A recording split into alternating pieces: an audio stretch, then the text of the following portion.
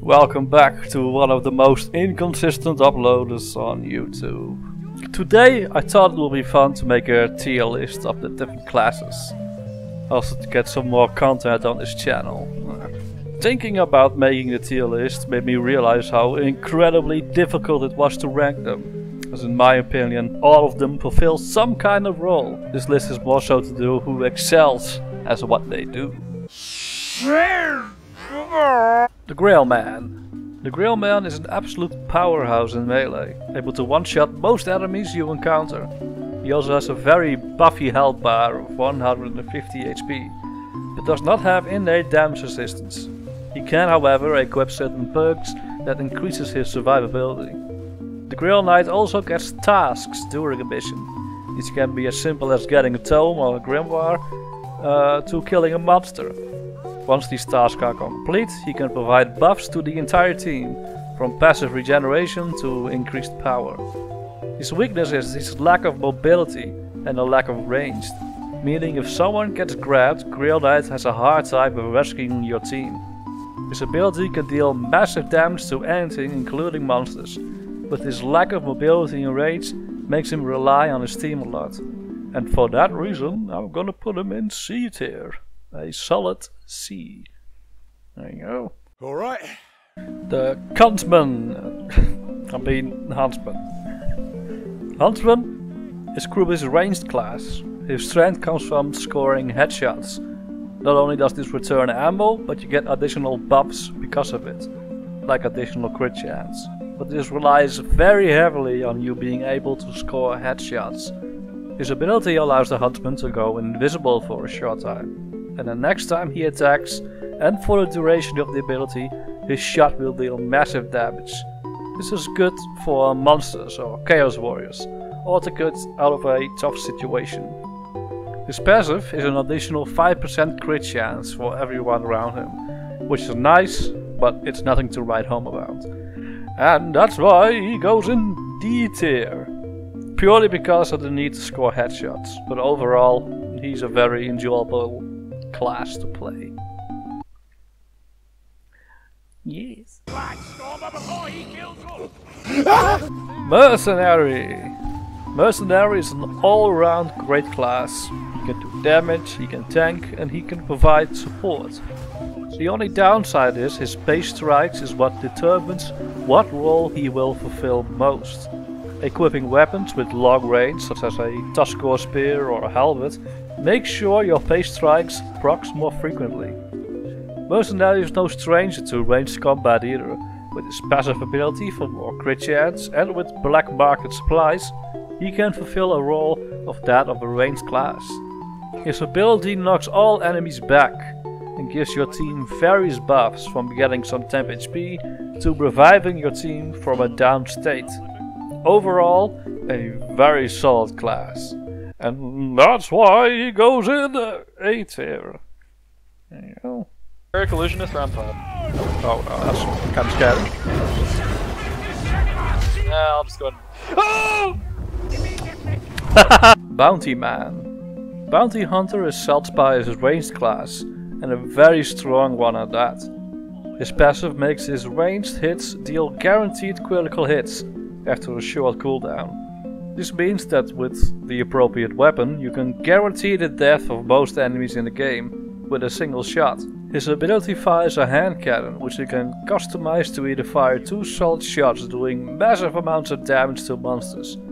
If this shot becomes a headshot, you will regain 40% of your ability bar, but it fires 2 shots, so you will replenish 80%, allowing you to basically solo monsters. His other specializations will make the hand cannon into a buckshot, or a combination of both. Buckshot destroys hordes, and a combination shot fires 1 solid shot and a partial buckshot, allowing you to be more versatile. Overall, the Bounty Hunter is an extremely strong range class, and that's why it goes in A tier. There you go. How you talking? The Witchman. The Witchhunter is one of the strongest overall careers in the game. He has multiple useful passives, First one, Witch Hunt, makes tagged enemies take 20% additional damage, useful for monsters and elites. Anyone in your team can tag an enemy and they will get the debuff. His second is Eternal Guard, which means no light attacks can get through his block. This only works from the front, however. His third is Killing Shot, and this is one of the most powerful of all. If you get a critical hit and it's a headshot, you will instantly slay all man-sized enemies, which basically means everything in the game except for Chaos Warriors and monsters. This isn't only useful with the rapier, however, a greatsword as well. The greatsword heavy attack has a lot of cleave, meaning theoretically hitting 10 storm vermin in the head in a single swing, while it's a crit, you could instantly kill all of them. He also has even more unlisted passives. This is a 5% additional crit chance and a 25% additional headshot damage. His ability knocks all enemies back, similar to the Mercenary, but also provides 25% additional crit chance for 6 seconds, for everyone. This goes perfectly with Killing Shot.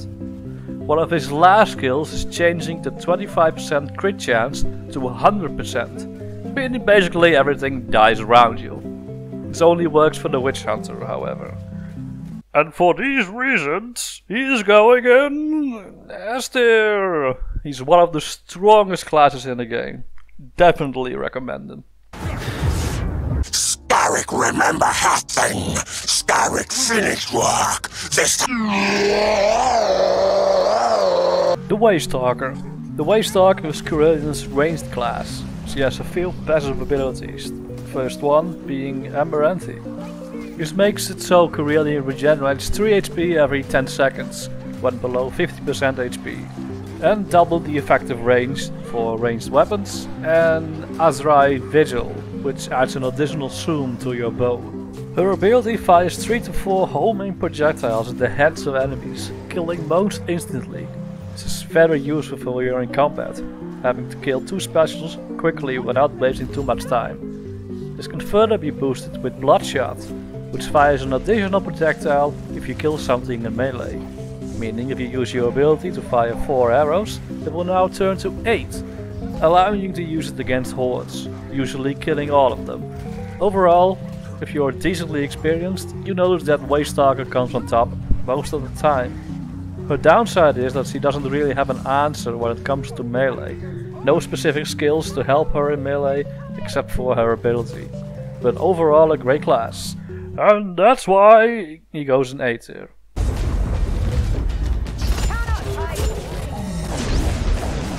Footman. Footknight is Kruber's tanky class. His passives revolve around damage reduction and additional stamina.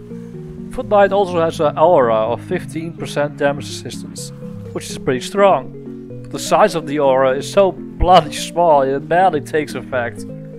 There is a skill that allows you to double the range, but still not very big. His ability is to charge forward, knocking things back. The effect of the charge can be customized to give you more attack speed, immunity to damage for a short duration, and being able to charge through big foes such as Chaos Warriors. I really like the Footknight, but he has a lot of problems, mostly the aura he comes equipped with. The recent DLC classes, such as Grailknight or Sister of Thorn, made their effects map-wide, which saves you a lot of headaches.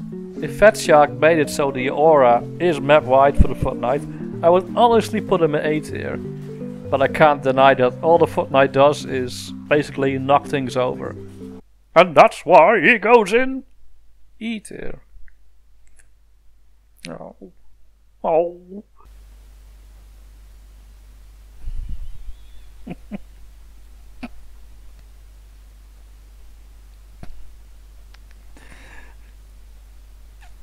There we go. The Engineer.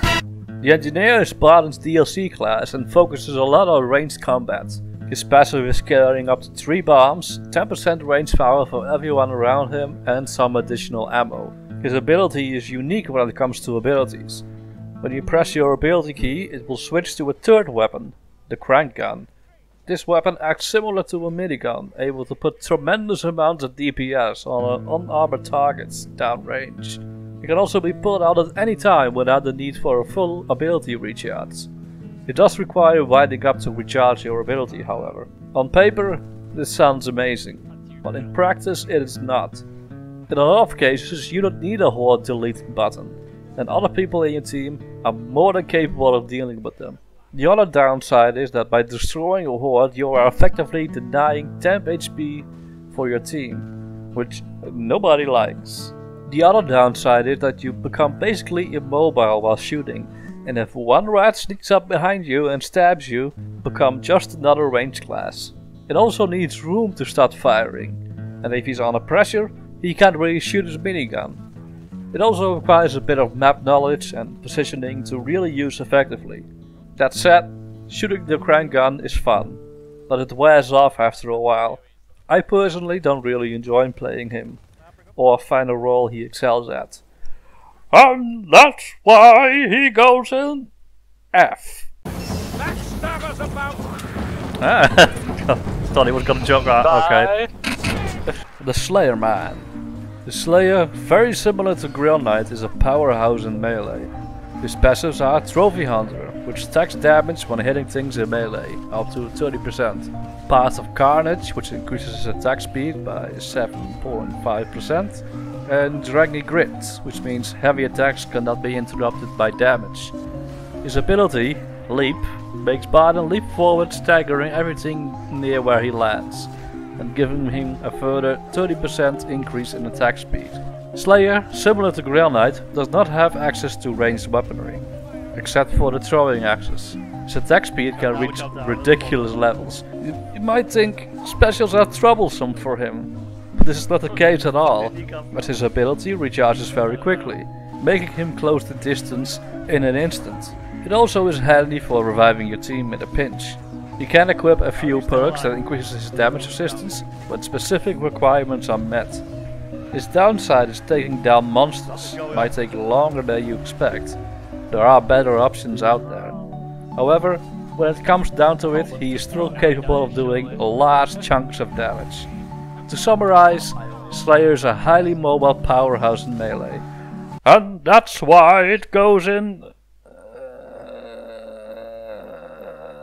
B tier. Should have made a throwing hammer for Saltpire. Ranger Man.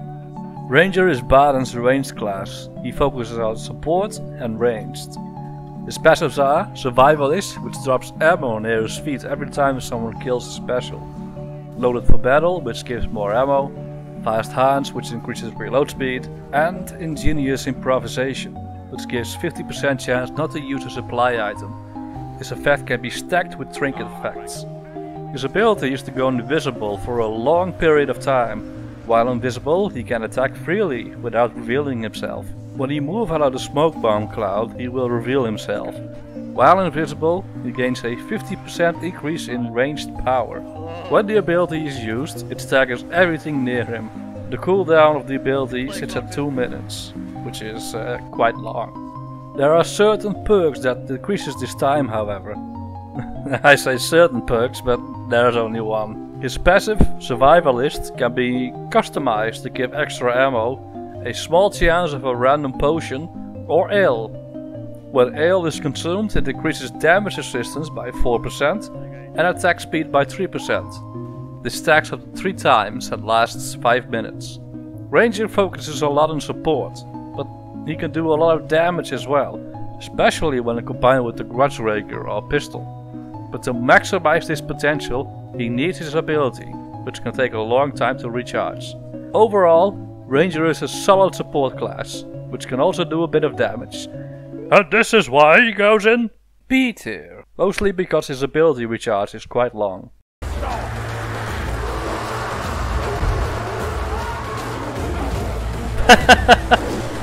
Maiden Man. Handmaiden is Corellian's tank class, more or less. Her passives are the Dance of Seasons, which increases dodge range, Ariel's Bention, which increases revive speed by 50% and gives some extra health on a revive. An unlisted passive, which gives 1 extra stamina, and Renewal, which is an aura that increases stamina regeneration by 100%. Her ability is a dash that passes through enemies and dealing some bleed damage. It's a very low cooldown ability, allowing you to use it constantly. Handmaiden is not necessarily a tank class in a traditional sense, as he does not have innate damage resistance and has a 125 base HP. But she is really good at avoiding damage. With more stamina regeneration, dashes and dodge range, she can go an entire game without getting hit. Because of her dash, she is really good at killing specials, dashing out of melee to range some special and then re-engaging melee. Her dash can also be customized to do various things, such as a 2-second invisibility, effectively making you de-aggro everything and allowing those few seconds to kill their pesky packmaster. Overall, Handmaiden should not be treated as a tank, but more a utility melee specialist. And that's why A tier. It'll be even easier if I play Kruber. I go play Kruber then. No. Shady Man. Shade is Korean's dedicated melee class. Her passives are Murderous Prowess, which instantly kills man-sized enemies when a critical hit is scored from behind. Assassin's Blade, which increases backstab damage, and an unlisted passive for 5% crit chance. Her ability Infiltrate makes the Shade invisible for 5 seconds, and her next attack will deal a lot of damage. Enough to one-shot everything in the game, except for monsters. Most of her strength comes from her ability to go invisible, and the extra backstab damage that she gets. But to get behind most enemies, you have to use your ability to set up your attacks. She works best with any of the dual wield weapons, as the charge attack of these weapons deals separate damage from each other, meaning if you use your ability, both the weapons will deal massive damage. There is one combination of skill that is kind of broken, which is Vanish and Cloak of Mists. Vanish giving stealth on backstab and Cloak of Mists giving crit when de-stealthing. And with the combination of Murderous Prowess, this loop can be infinitely repeated, allowing you to kill elites with ease. Or well, anything really. Overall, Shade is a powerhouse in DPS and utility, but if not careful, she can go down very quick. A tier. Assassin. Fucking hell. Fuck! Ironbreaker. Ironbreaker is hands down the most solid tank class in the game. His passives are Gromwell Armor, which absorbs one hit done to you every 20 seconds. Dwarf Forge, which reduces damage taken by 30%. Doughty, which gives 2 extra stamina shields. Resilient, which reduces stun duration after getting hit. His ability, Impenetrable, makes nearby foes, except for monsters, aggro on the Ironbreaker. For the duration of the ability, Baden will receive 50% extra damage reduction, and his block cost goes down to 0. The ability to negate any damage done to you is incredibly strong, especially on higher difficulties. This can also be customized to reduce the cooldown of the ability or make it so you knock everything back once your Gromwell armor breaks. This is incredibly strong, especially since it can remove any type of grabber from you if it procs, which makes Ironbreaker one of the only classes in the game able to do this, the second being the Warrior Priest. His taunt can also be customized to being able to taunt monsters, giving more power to your team or increase the effectiveness of the taunt. If you equip him with a shield, he becomes near unkillable. His DPS goes down the drain, however. Ironbreaker is also able to equip Drakefire weaponry, which can also be buffed with Rising Pressure.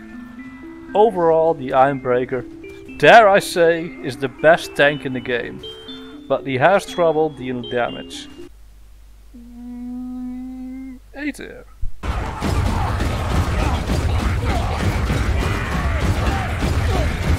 Battlewizard. Battlewizard is Sienna's mobile ranged class. Her passives are Tranquility, which automatically vents overcharge after a few seconds of not casting a spell. Reckless Haste, which reduces overcharge time by 30% when having overcharge. And Pyromantic Surge, which increases range damage. Her ability Fireworks teleports Sienna a short distance away, leaving behind some flames, which does damage over time. This can be used defensively or offensively, creating some distance between your foes or teleporting to them to stagger everything nearby. It can be customized to also create an explosion upon arriving, dealing DOT damage to whoever nearby, and depending on your build, it can do serious damage, enough to kill an assassin or packmaster. It can also be used to stagger monsters or free your friends from grabbers. It also has a short cooldown period of 40 seconds, so the next time you need it, it's probably there. Battlewizard also focuses on DOT, having 2 skills that buff it. One increases DOT damage by 150%, but reduces non-burning damage to 30%. And the other one applies DOT forever, until the target dies, but no longer stacks afterburn. Overall, Battlewizard is a solid utility range class. Very strong. Yes, yes. A tier. All around me are familiar faces, worn out. Unchained. Unchained is Sienna's tank / melee class. Her passives are Blood Magic, which gives a massive 50% damage reduction, but damage is transferred to Overcharge. Slave to Axie, which removes overcharge slowdown. Unstable Strength, which increases power depending on your overcharge. Unchained has the highest amount of damage reduction in the game, so it's very unlikely you die by just receiving chip damage. However, if you're hit too many times in the short duration and your overcharge reaches 100%, you will explode, downing you instantly. Which brings me to her ability, Living Bomb. This fends all overcharged instantly during the explosion phase, allowing you to save yourself from going down. This ability can be customized to give health to your team, similar to the Mercenary, reduce cooldown, or create an inverter around your character, dealing damage to everything nearby for a short duration. This ability is not to be used lightly, as it can save you from exploding.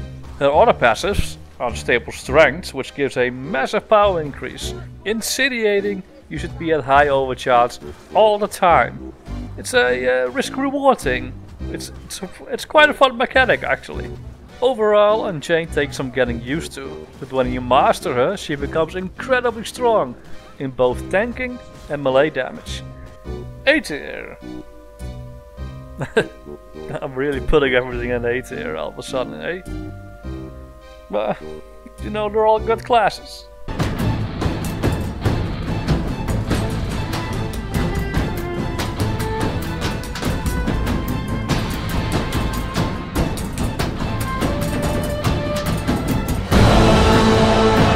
Pyromancer. Pyromancer is Sienna's ranged DPS class. Her passives are Critical Mass, which gives more crit chance the higher her overcharge, and Searing Focus, which increases her ranged damage. Her ability is Burning Head, which fires a projectile that seeks out enemies, similar to the Waystalker, but generally a lot weaker, as it does not kill or track enemies as good as the Waystalkers. The only upside is that it staggers monsters. Her ability can be customized to vent all overcharge, give you temporary health, and having a chance to instantly regain your ability, if the ability that you launched was a crit. Pyromancer is very focused on dealing damage, but lacks mobility and utility. Similar to Unchained, she wants to keep her overcharge as high as possible, as high overcharge means more crits. More crits means more damage, and more damage means a win. Easy. She can also equip a skill that increases her attack speed depending on the overcharge, which means she becomes a powerhouse in melee as well. Overall, Pyromancer is a solid class for DPS, but can get into trouble when pressured too much. She doesn't have an escape card.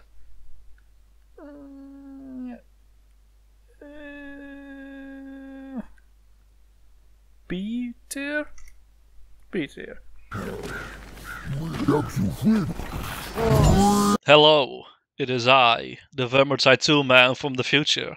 3 months in the future, to be precise. I've been doing some thinking and realized I forgot to mention this entire list is meant for Legend and below. If you're going into Kata or any of the modern difficulties, this list will change a bit. We will do a quick change at the end of the video for Cataclysm. And some quick changes right now, because I've changed my mind about a few of them. For one, Pyromancer goes down. A lot. I didn't realize how underpowered she was when playing her.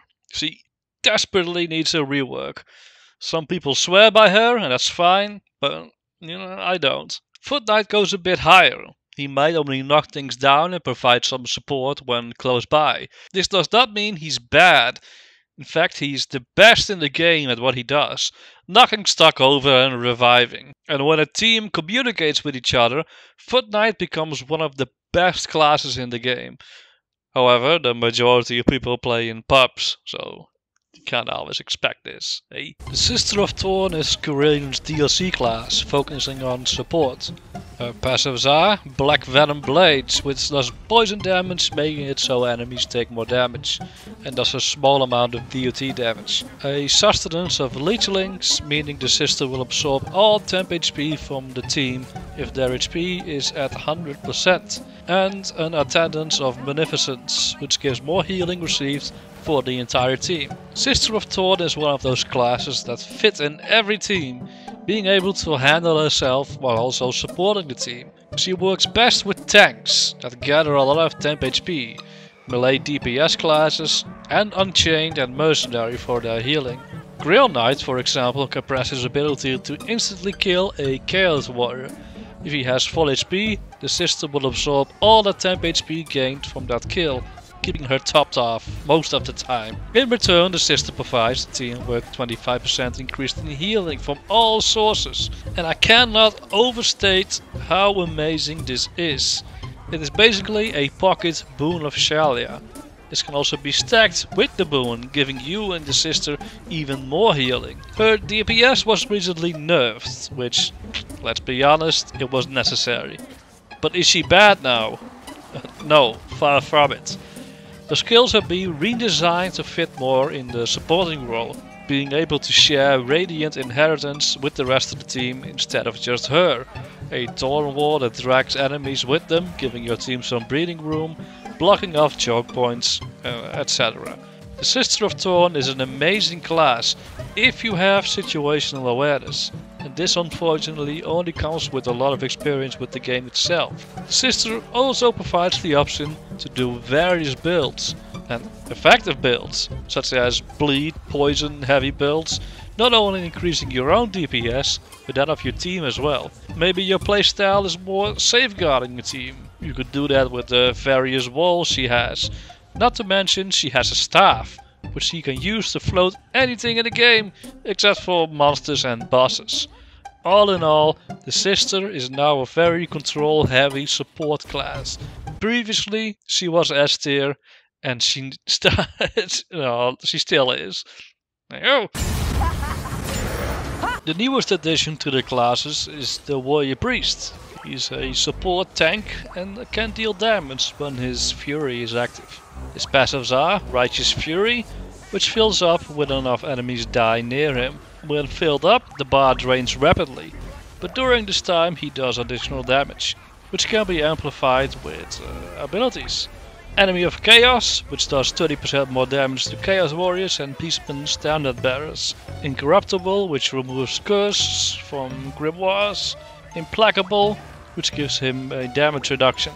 His ability is Shield of Fate, which makes him or a target immune to damage for a short duration. After the effect expires, it will deal AoE damage around you, knocking stuff back and dealing some damage. The first thing you will notice when playing the Warrior Priest is that he cannot use any of his previous weapons, such as a rapier or a greatsword. Instead, he comes with 6 new weapons. Some of them are reskins of older weapons. These are the hammer, dual hammers and hammer and shield.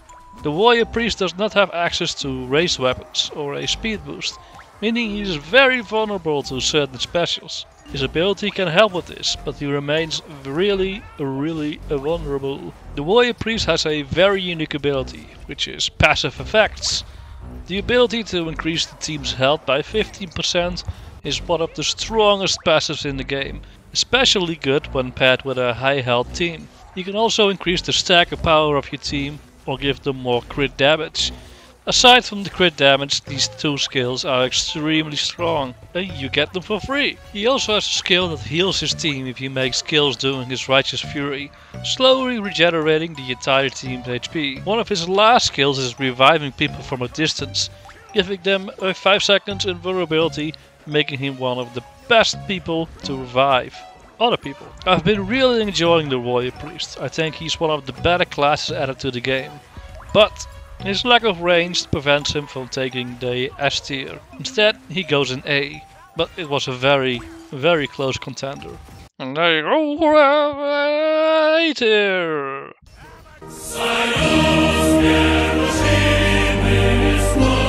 The Zealot. Zealot is a melee DPS tank. His passives are Fiery Fate, which increases power by 5% for every 25 health missing. Heart of Iron, which resists death upon lethal damage taken for 5 seconds.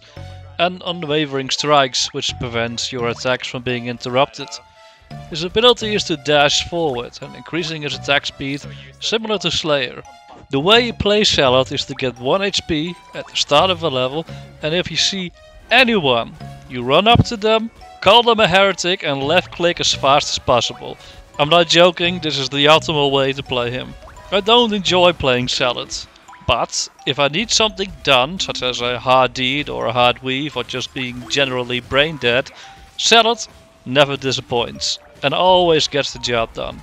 This is because in my opinion, Zealot is broken. Essentially you get a 30% power bonus with a 20% attack speed with a perk and an additional 25% attack speed when activating your ability. Not to mention, your ranged weapons benefit from this buff as well. You can also regenerate an insane amount of temporary health in a short duration, especially with the greatsword. When fighting a horde, it's not uncommon at all to go from 1 HP to max in a matter of seconds.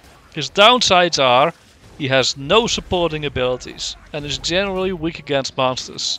There's also a problem of gaining actual health by having a Waystalker in team with the regenerating ability, or someone with a heal share ability, which means Fiery Fate, the buff that divines Zealot basically, will be weakened, which can be rather annoying.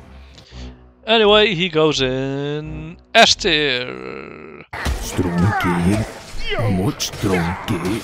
Oh, yes. Oh. Alright, welcome to the Cataclysm list. I'm not going to spend too much time on this list, nor edit too much. The main thing to remember is in Cataclysm or higher difficulties, enemies have more health, do more damage, and there's generally a lot more of them. Elites can also spawn in hordes, so generally DPS is king. But having other useful abilities can't go wrong either. Engineer. Engineer stays the same. Pyro stays the same. Huntsman. I do love Huntsman, but his gimmick of only needing headshots hurts him a lot.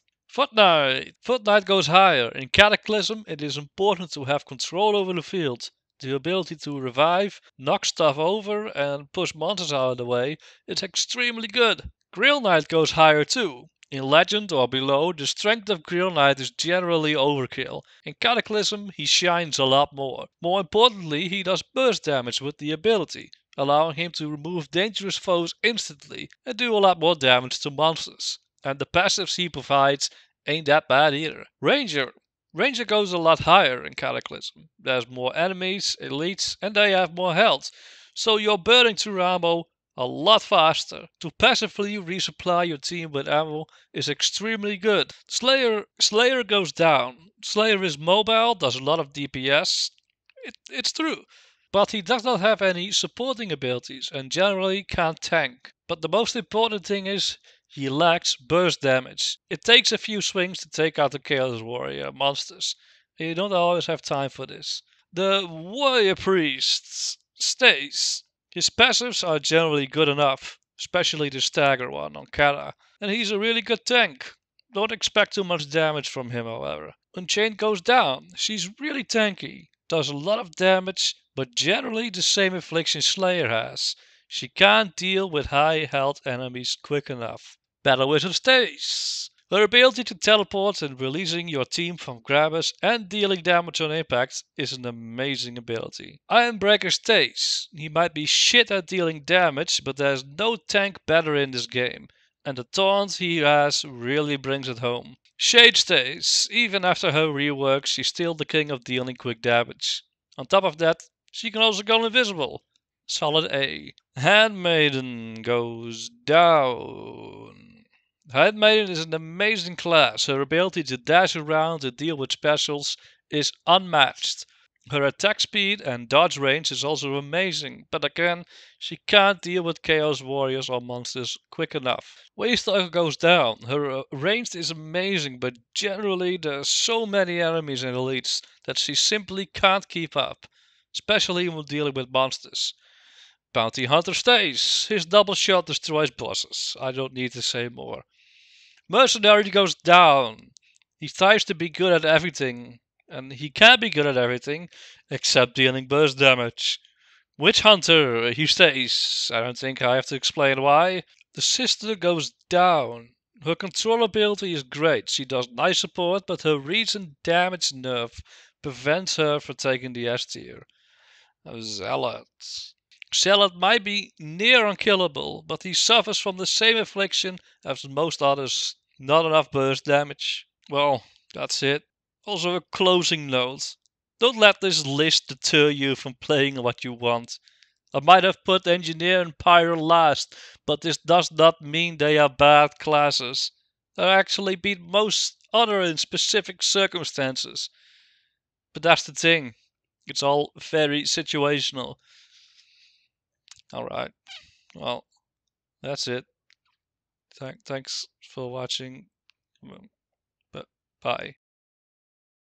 Did you know that your pee-pee can shoot both pee-pee and eggs